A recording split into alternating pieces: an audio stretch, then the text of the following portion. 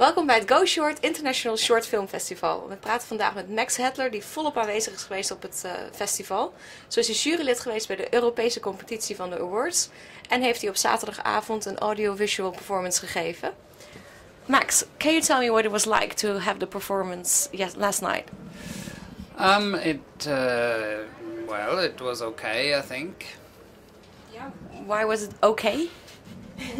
Well, I do. You know, I make films, and and they're very precise, and I can exactly control what's in them, and they're very short, and so it's a very precise kind of way of working. And then if I work live, it's the complete opposite, which is why I like doing it, because it kind of forces me to do something in the moment and in front of an audience, and it's quite scary. Improvising. Yes, improvising. So things can't be as controlled, which is why I'm doing it, but which is also why, you know, things can go wrong, and sometimes they work better, sometimes they don't work as good.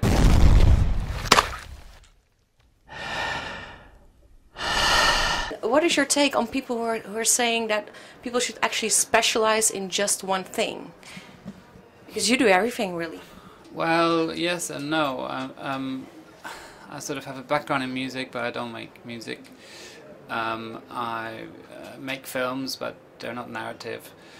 I, you know, work live, but in a very kind of restricted. I mean, you know, my work revolves around abstraction, and so in a sense, I'm very specialized as well. Okay. You know, I work across different fields, but in a very kind of specialized way. You know, part of that is just to do with my interests, but also I find that by kind of constricting yourself to in certain ways, it enables you to be creative within that. Because I mean, you know, my kind of main kind of field is working with animation. You know, working with digital technologies, and it's, you know, you can do anything. Why do you think that sound is so important for visuals? It is very important because it can anchor the meaning, and you know, in the screening I've just shown, you know, I have one film that had a different soundtrack before, and then I changed it, and it makes it into a different film, which is, you know, something I kind of enjoy working with.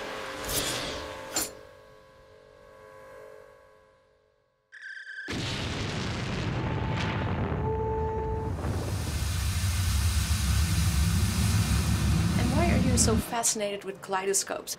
I think I'm fascinated by symmetry. It seems to like tap into something, you know, in our, somewhere deep in our brains, that we're attracted to symmetry.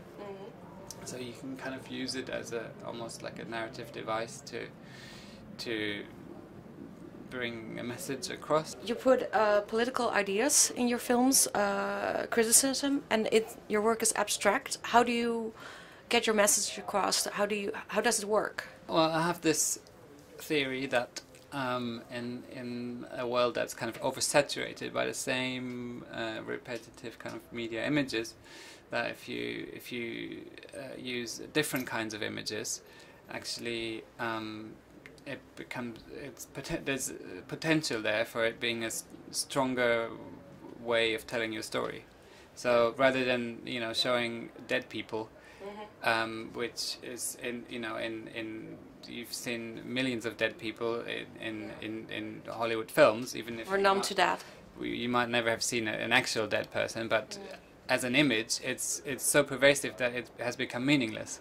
So I think if you can use something that is removed from your everyday reality, I think there's a potential for using that as a narrative device that, you know, potentially is as strong as, or maybe even stronger than, using the real thing.